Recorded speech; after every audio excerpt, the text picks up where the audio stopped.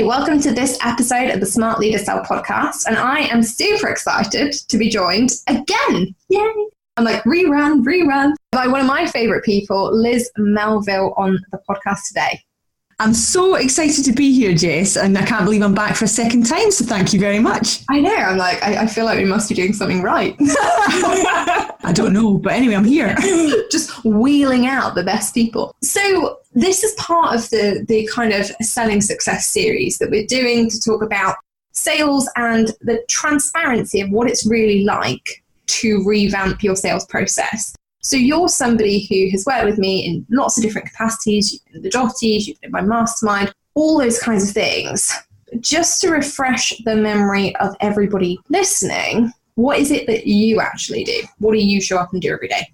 I am that sad woman who loves to do Facebook ads. There's not many like me, but yeah, I do love Facebook ads. And what I do is I really help online course creators, coaches, consultants to get all the leads and the traffic that they need to fill their courses and their programs and their packages and all that good stuff, so that I guess it makes their sales process easier because they're getting the leads and the traffic into it to then turn it into sales. I love that. And also for those of you who can't actually see what this looks like on screen, when Liz called herself a sad woman, I sort of choked up my coffee into my nose and had a very unattractive moment. It was an attractive look. I'm like, oh God, I can't cough because it's recording. There we go. It's going to be that kind of show today.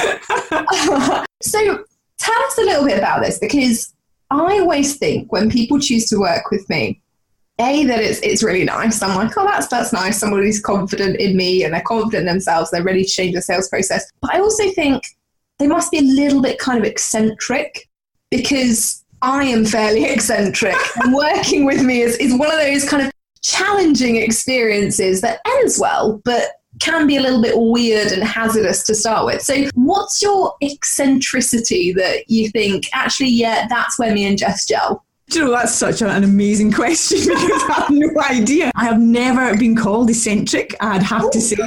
And I've probably always considered myself quite run-of-the-mill, boring. I don't see myself as in any way, different or quirky. So it's interesting that you should say that, because what actually attracted me to want to work with you was I felt that I had a kindred spirit in terms of process and kind of how things connect together and taking action and, just getting stuff done. That was what really drew me towards you, just that practical side. So for you to say it should be an eccentric process, that wasn't what drew me in. Just to kill that one straight off. Well, this is awkward. This is the moment that Liz Melville discovers she was not in fact normal and was in fact eccentric Elizabeth. So there's been a transformation for me. Yeah, well, there you go. Suddenly you've gone from apparently being dull and boring, which I've never associated with you, to being super quirky and interesting and weird. So that's good. So it's that kind of thing, I think. And let's start there with process, because process is really important. I remember when we had our first kind of call together and you came to me and you were like, yeah, okay, something needs to change with sales. You are one of these really analytical people. You know your numbers. You know where you want to go. You have goals. Like you had plans. You knew how you wanted it to happen, but it wasn't clicking. So let's kind of start at the beginning. What was it like? What are we talking, 7 or 8 months ago when we first started? Yeah, I think it was August 2017. Yeah. So yeah, we were about 8 months. It's a really weird situation, Jess, because as you say, I am very much about process, and I always have been. So my background was sort of in sales operations in a large blue chip company. I put in place the sales processes for these big financial advisor teams. So it was all about making sure everything connected up and gave customer experience, gave a customer journey. But so I can do that stuff in my sleep. But when it came to my own business, it just kind of felt, well, I know how to connect it all up. Where's the blockage? Because I can't find it and I don't know what it is. And it all looks like it should work, but I'm not getting the sales that I want out at the other end. And it was almost feeling like, doing launches and not being successful by the own standards I was setting for myself. And I think that was the first thing you taught me was, Liz, for goodness sake, you are doing successful launches. Just because they're not 5-figure yet, it doesn't mean they're not successful. And that's a big learning thing. But I think a lot of us do that. We beat ourselves up. And it's sort of, this isn't working. And the more you get into that mind funk, the worse it gets. And you can't see your way out of it. And I think when I came to you, I knew that I needed someone. I knew I needed a coach. And I was absolutely looking for the right person at that point because I wanted out of where I was. It was just a case of how the heck do I get out of this? How do I move forward? And this is the thing. I think, I think the online world makes it look really easy.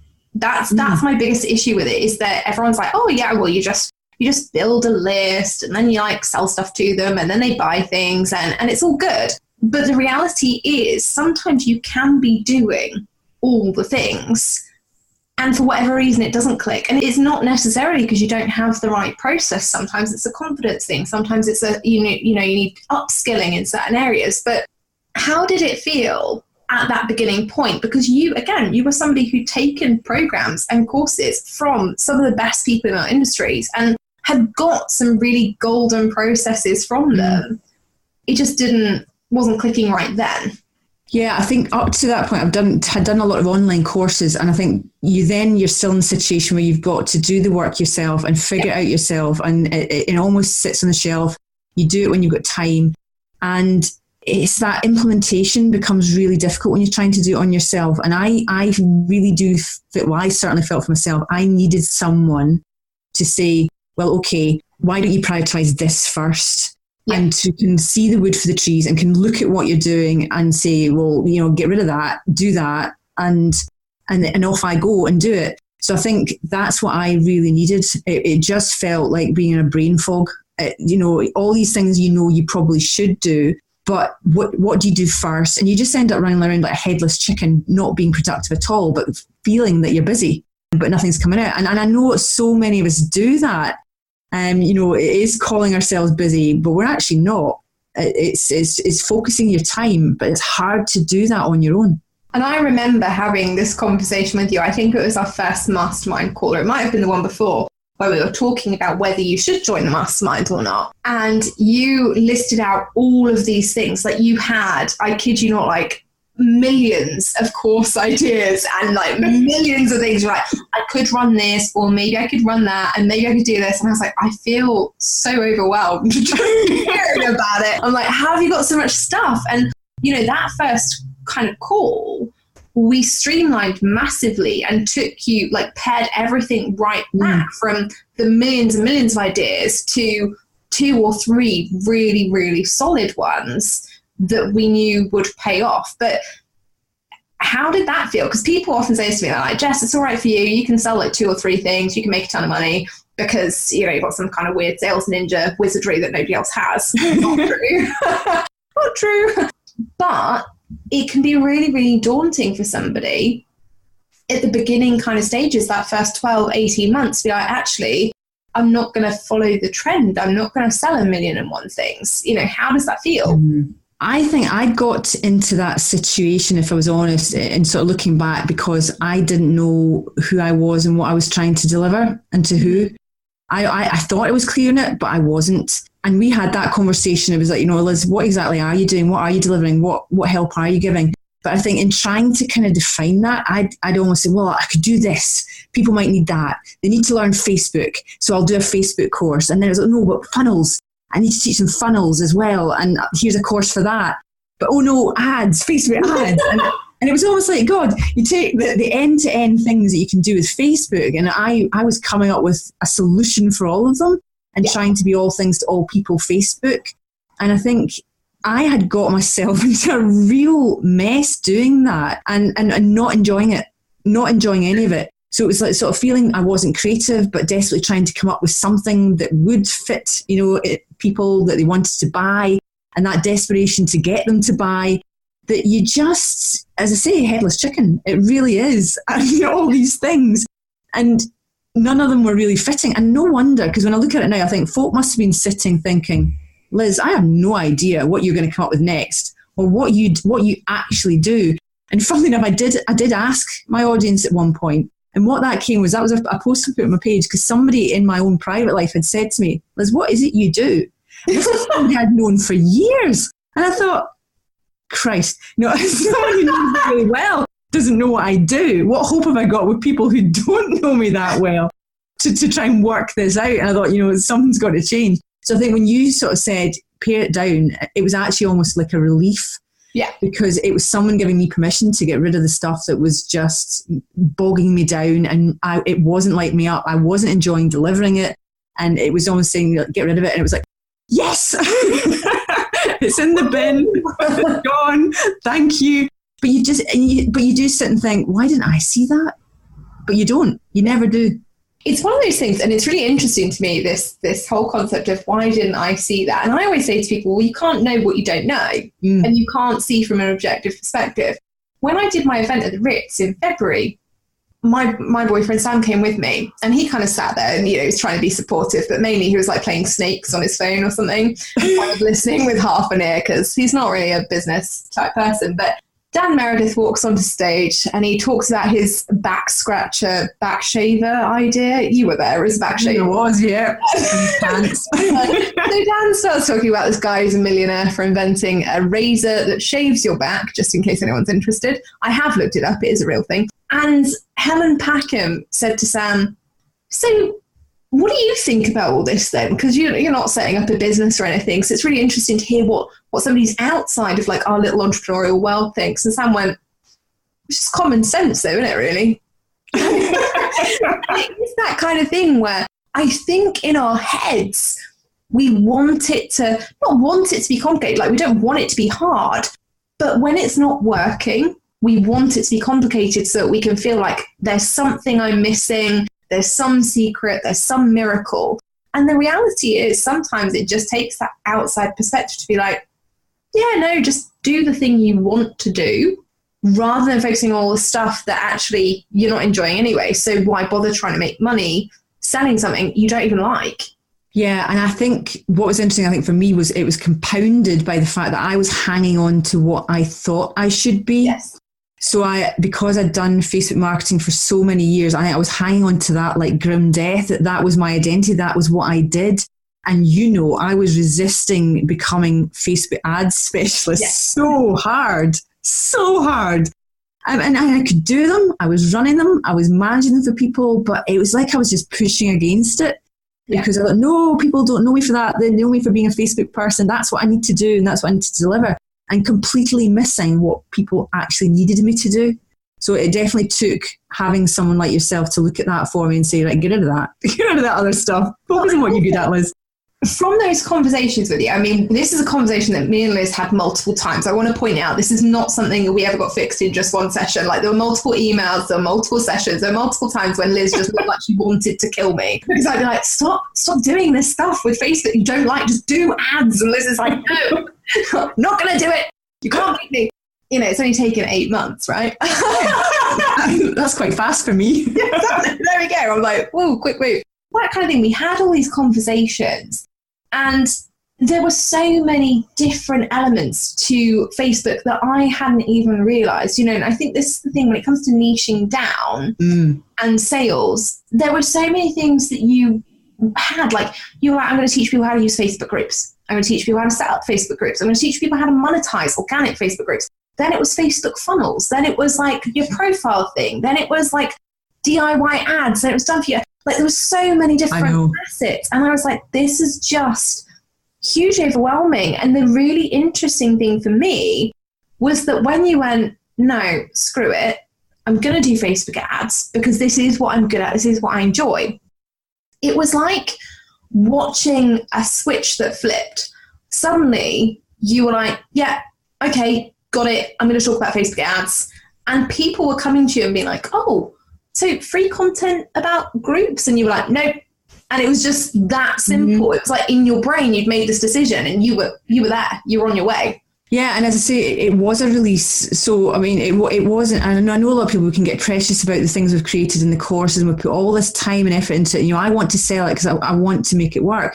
But actually letting go of that was a huge release because it did allow me to focus right in, that to know what I wanted to talk about and not sitting there in a complete overwhelmed state. What am I going to do next? But I think, more importantly, it wasn't just me that was overwhelmed. If I look at it now, I think it was my audience as well, because it was all this information coming at them and, what was going to be next. And it's no wonder that I had that bottleneck at that point.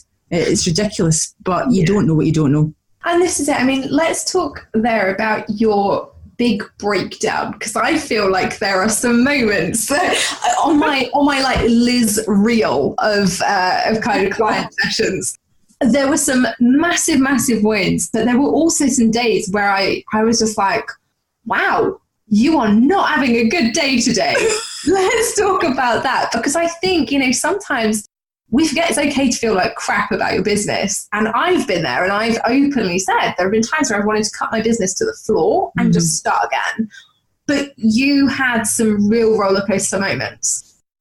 Yeah, and I think, and I do remember the biggest one of all, I do. And I remember being in tears on a Voxer to you. I'll be completely transparent with everyone listening.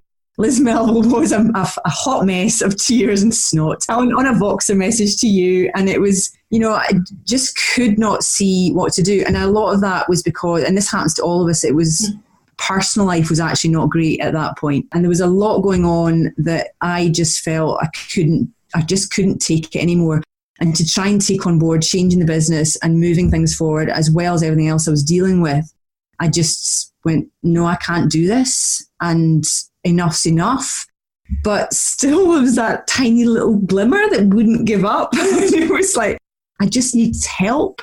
And I think that's where you and Heather Gray as well, from a mindset perspective, absolutely stepped in and scooped me up.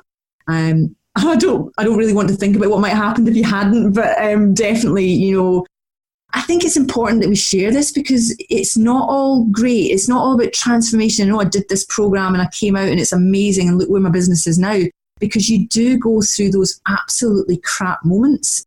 And I think the defining moments is what you do about that. And I remember Heather saying to that is, you have got a choice. What do you do? And you said it to me, it's how you now move forward will define you. And I think that's what everyone has to focus on. It's like, what do you want? How are you going to get through it? Don't just sit in the doldrums. We all have really bad times and really awful things happen. But yeah, it's not all plain sailing. It's not all of it, all these cliches of bed of roses and all that. It's hard at times. It really is hard. And I think, again, it's testament to you how you do move through, because, don't get me wrong, like the tears and the snot was not a great look. Obviously, it's not on anyone, right? Unless you're Mila Kunis, you are not like, nobody is a glamorous player. That kind of thing where it is about how you shake yourself off afterwards and go, right, okay, where am I moving from here? And how am I going to do it? And I think, it becomes very easy to assume in the online world that there is no work to be done. If you feel like crap, that's fine. Wait until the moon phase changes, burn some paper, do all these kinds of things. Yes, they can help, but also it's about getting back into action and having people there around you that go, yeah, things are shit right now, but guess what? It's time to get up. It's time to dust yourself off. We need to go and do these things, and at least it'll improve this bit of life. Absolutely. And it's just that one step to inch yourself forward. And I think what I beat myself up a lot about was I felt like I'd been in business quite a long time compared to, yourself and to other colleagues who are in the mastermind. And I beat myself up about that big time. And that it was kind of, well, am I ever going to do this? Because it's taken me so long and I haven't got as far as people who have said, well, it's taken me 3 years, and talking about that like it's a long time. And I'm going, well, try 7 years and you've still not made it. Should I just give up? And you just feel like such a failure, and you need people around you who will pick you up and say, no, you're not. You just need a little bit of direction. You just need that little bit of help and focus to move forward. But at the end of the day, it comes down to you doing it, and there's no getting away from that. 100%. And I think that was a really interesting one for me to watch. Was you are a type A person. You're like me. I'm very type A. I like things to go right. I plan things kind of obsessively, and when they don't happen the way that I expect them to, I get really upset and kind of shaky. But the thing that really stood out for me about you was your dedication to client results. And you were one of these people that was really like, my clients have to get great results, which I absolutely 100% agree with. But also you had this weird like dichotomy of you really wanted them to get results. You were working your backside off to get the results. And you had some clients that were just like, nah, I'm just not going to hand in that copy. Nah, I'm just can't be bothered to do that. And the frustration in you was really, really huge, and rightly so, because it was like, here was you on one side, learning everything, putting everything into practice, doing all the work. And here were your clients kind of like, yeah, we're not going to step up to the bar. We're okay with that. Yeah, I know we had a lot of conversations about that. And it was that whole thing of me validating myself through other people's results that I couldn't possibly be responsible for, but feeling responsible for it. And I know it took me a long time, and I still have moments, don't get me wrong. I still go back to that place where I want to do a good job for people. I want them to have success, but I can't make that success. But I was always saying to you, I'm not good enough to do this because that person there can't sell, and they can't take what I've given them and turn it into their own success. And if they're not making sales, then that means I'm rubbish. And I remember you saying, no, Liz, you're giving them the traffic and the leads. If they don't do anything with that, then that's their problem, not yours. But we still, a lot of us do that. It's, no, I need to validate it by what somebody else is doing. And it's hard to get out of that. It is hard to get out of that. Yeah, and I think the other thing is that it's really hard, especially when you're a business owner. So, when you're a business owner, you're in a bunch of Facebook groups, you're listening to all the podcasts, you're reading all the books, and all of the content you're surrounded by is how to make money, like effectively. Mm-hmm. And so I see this in industry where people come to me, they're like, yeah, I'm a mindset coach. And I'm like, great, that's awesome. They're like, yeah, but I need to tell people how they can make money. And I'm like, that's really not your wheelhouse. And it was the same for you. I was like, your job is to get them the traffic. Your job is to get them the eyeballs. If they aren't good enough to close a sale, if they don't have a great sales process, if they don't have something that's going to help somebody make the decision to buy, you can't be judged by that, because it doesn't mean your results are any less. It's just that money and sales is not what you're selling. And that's I think it's a really hard realization to have, when you're in this world surrounded by constant make money posts. Yeah, it's really difficult to be like, right, okay, so how can I sell something that isn't making money? I think it took me a long time to see that, in my mind, I thought that the transformation that everyone wants and that they would pay for was to make more money. And therefore that's sales. But I wasn't a sales coach, so I had to be one. I had to somehow get that into the package to make money and to have them want to buy something from me. And, and that is silly because, we all do different things. We all have little elements. And I think the biggest thing for me was when you actually sat me down and said, Liz, what is your profit pathway? I think you called it. And what are the steps that you can take people through that is within your zone of genius that will make a huge difference to them? And what are those steps? And then when I looked at all the steps that were outside of that I was trying to teach people, that was the real light bulb moment for me. It was like, why are you trying to tell people how to, how to define their ideal client when that's not your area of expertise? Why are you trying to help them write email marketing funnels? That's not your expertise, but you're trying to do it all, Liz. Why? Focus on the bits you can really do well. And that is something I'll always remember, is focusing in on that and going, yeah, okay, time to change. And it is interesting because, we talk about niches, and I think we kind of throw it around like it's some abstract thing. And I'm like, it's not, it's knowing who am I actually selling to and what process am I going to take them on so that they can get the result, so they have the best possible chance to get that result. And if you're teaching them, like you say, if you're teaching them anything outside of that, they don't need to know it. It's just information that is taking up space that they might not be ready for and that they're not going to utilize anyway. So, sticking to that profit path is really important for things like repeat business, for things like customers coming back, for referrals, for people knowing what you do. Like it makes sense. And if you try and teach all the other stuff, you end up with a bunch of non-ideal clients who want that stuff, but you're not selling it. Absolutely. And I think it's funny because it's almost less is more. And it's the less you teach people, the more valuable it becomes, because it's so much more focused and digestible.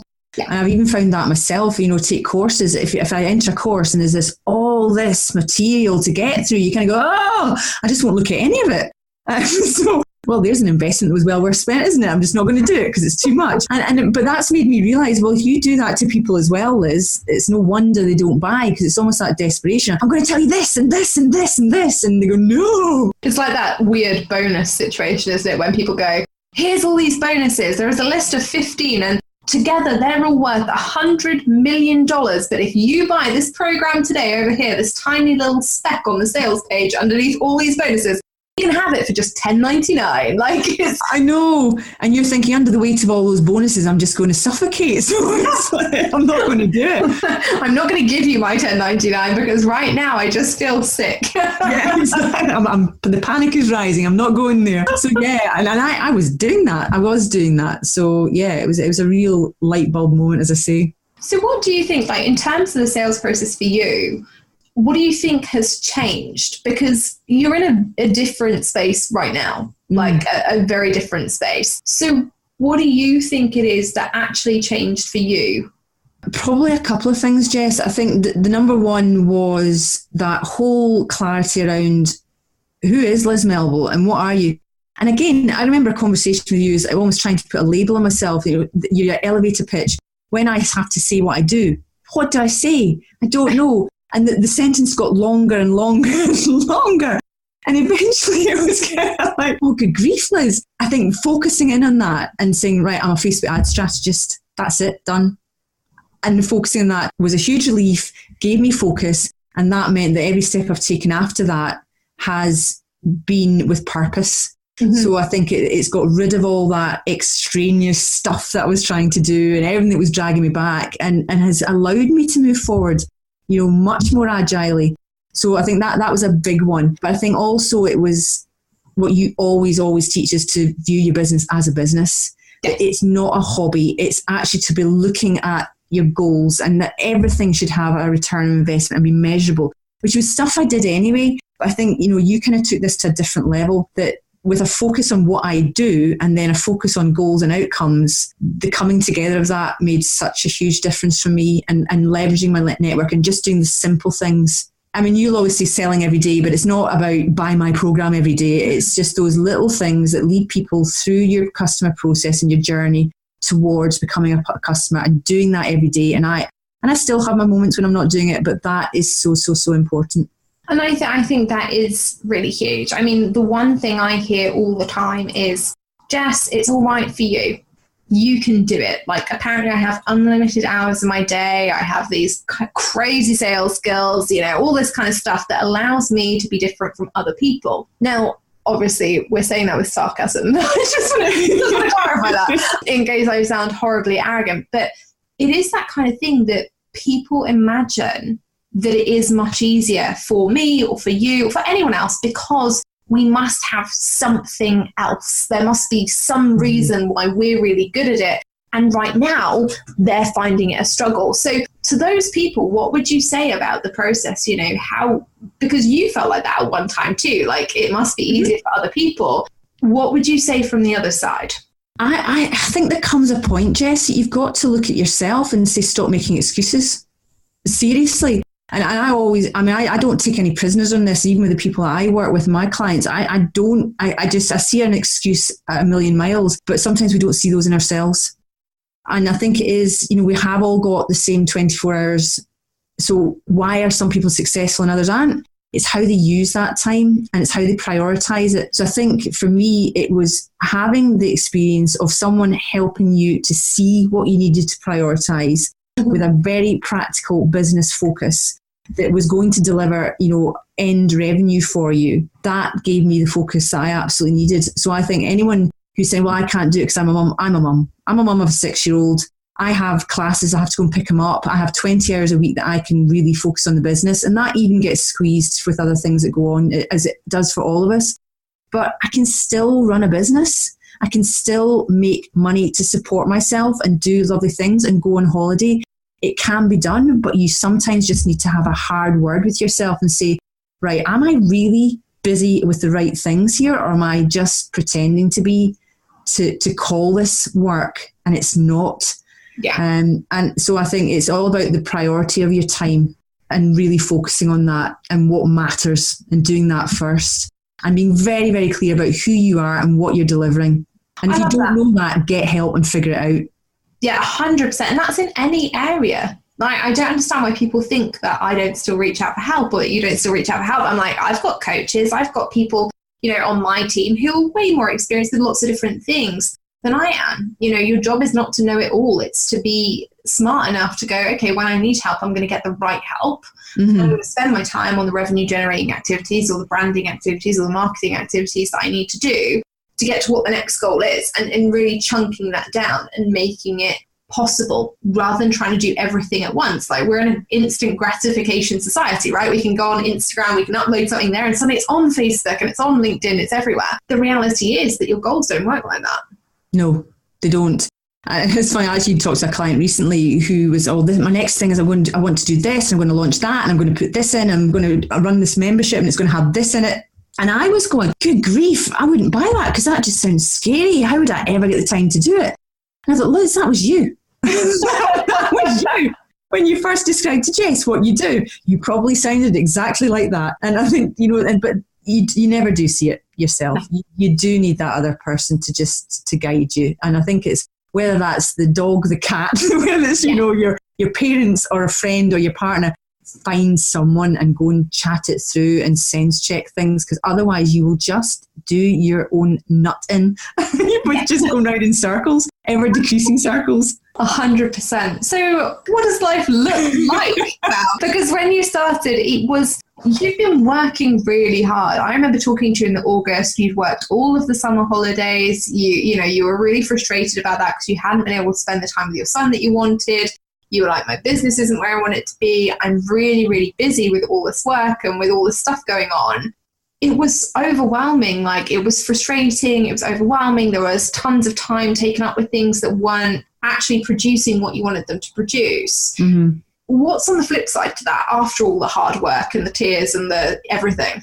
I mean, the flip side, and I can't downplay this enough. It just sounds so kind of normal and dull, but the biggest thing for me is that this year in July, we're taking 4 weeks out as a family to travel Europe for the first time. This is the first time I'll ever take my son abroad. In fact, it's the first time we've been abroad, I think, in about 7 years. So that's a big thing for me. And to be able to sit down and look at websites and book, because we're taking the caravan, but to booking caravan sites, and for me to say, I'll pay for that. I'll pay for that. I can't tell you the joy and the amazingness of being able to do that, what that's brought to me. So that's what's happened for me. I'm not going to sit here and say, I've had a 5-figure launch and I'm earning 6 figures. I'm not. But it's that, those are the things that matter to me. And that's what my goal was always to get to. So to be able to actually be there and do that, Jess, is phenomenal. And it is the mastermind is a big part of me getting to that, and just having the focus and keeping things simpler, much simpler, to allow me the time to do that. Now, I will still have to do a little bit of work while I'm away, but a lot of that's my choice because I don't want to leave my business for 4 weeks. I just don't want to do it. I love my son and my husband, but I love my business too. So it's like a third wheel.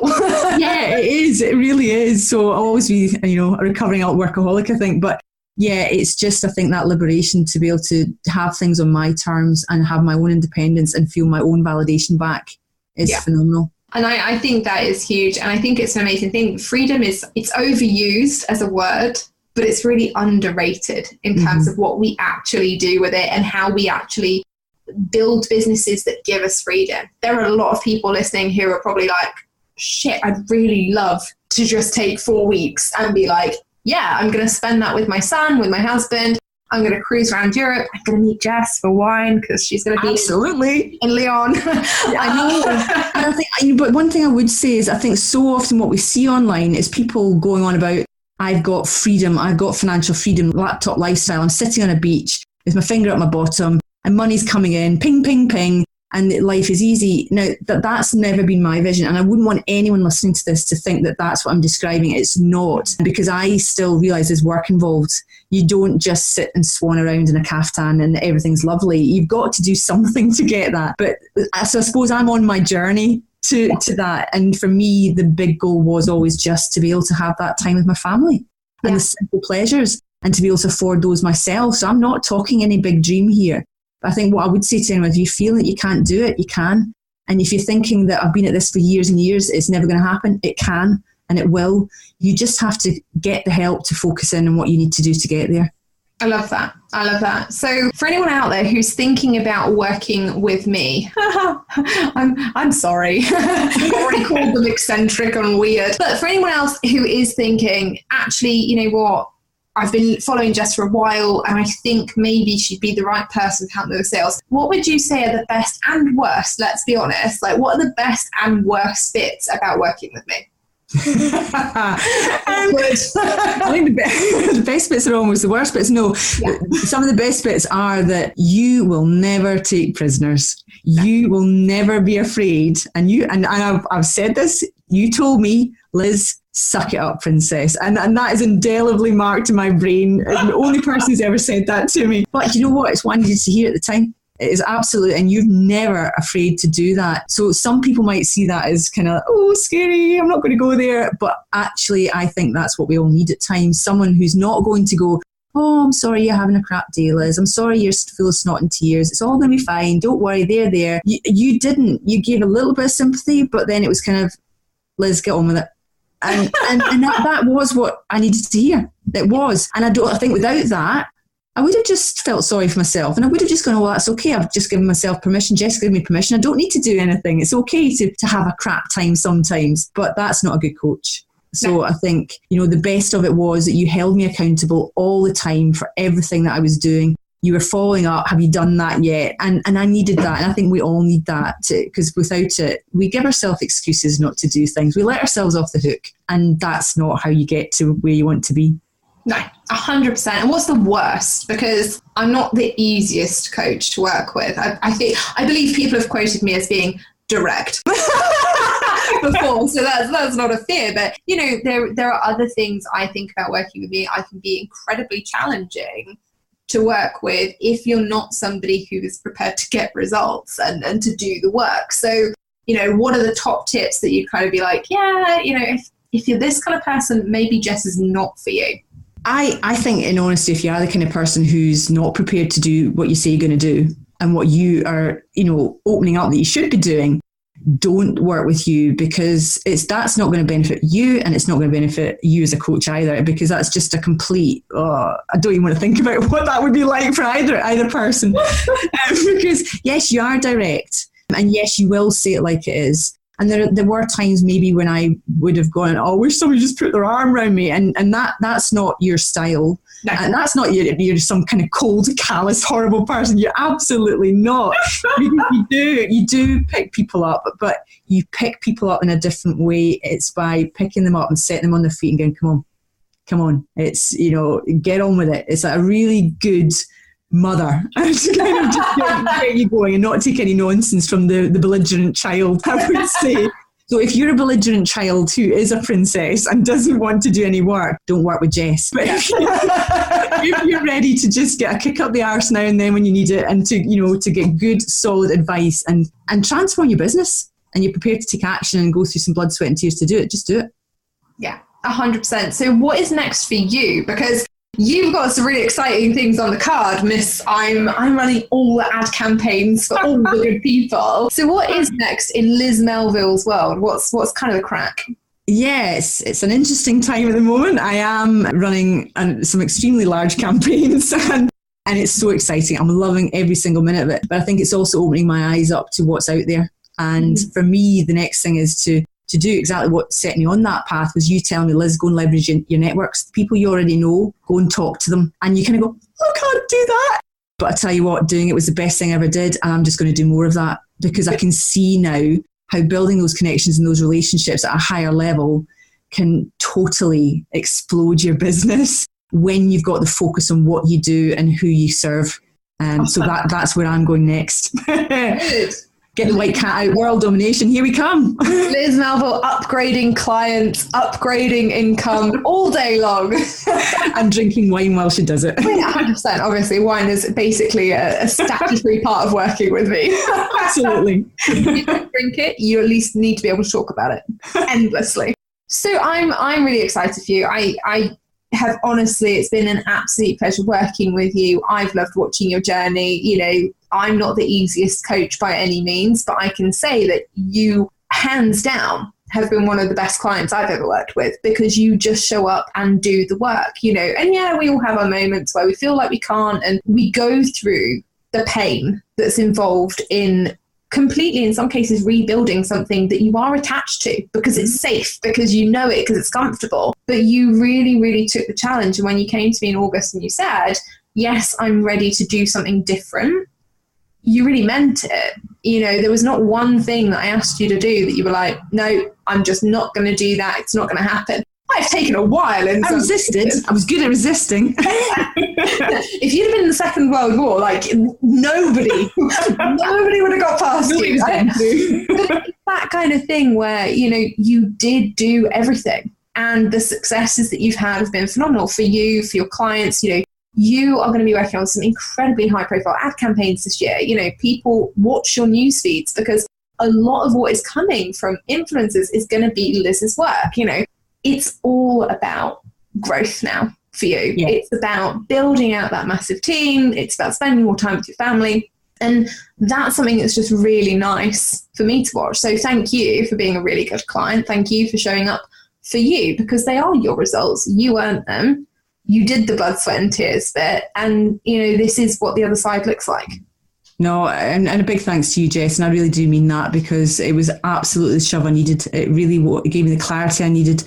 And let's face it, it was a lot of mess to sort out. So you did it, and we got there. Yes, I might not have the headline case study, and I think a lot of us, we want to be that. We want to be the person that's talked about all the time and the example in the case study. Well, we can't all be that, and I'm not, but I can tell you I am my own case study, and a lot of that is because of you and the difference that's happened. So thank you. Well, you're very welcome. So where can people find your ads genius? Because I'm honestly, I can't even name names, because some of the names that Liz is working with is just ridiculous. But while you can still grab her to do your done for you ads, where can they find you? They can find me on my Facebook page. I still hang out there all the time. So that's facebook.com, Liz Melville SM for social media, but it's Liz Melville SM.